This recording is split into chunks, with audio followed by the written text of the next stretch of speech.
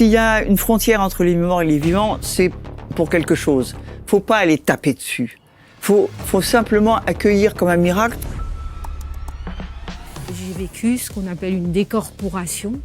J'ai mon esprit, je ne sais pas comment on peut dire, qui s'est soulevé de mon corps.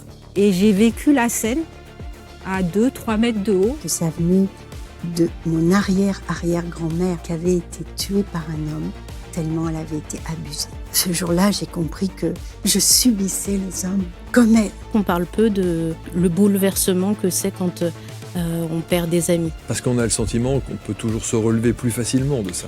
Bien sûr, et puis parce que c'est un deuil particulier parce que les personnes sont toujours là. Je pense même que ma mère m'a libéré, c'est-à-dire que profondément, je l'ai senti après, je dois partir pour te laisser devenir qui tu es. On est une petite chose dans un univers plus grand. Et je pense que là, ça a été vraiment le début de la spiritualité, de sortir un petit peu de ce côté très nombriliste de nos sociétés occidentales et de se dire waouh, finalement, avec le monde marin, avec les éléments, on ne fait qu'un. Il a sorti une phrase géniale. Le refus de l'enfant à ce point, c'est une forme de suicide. Voilà. Et il n'y a pas eu besoin d'autres mots.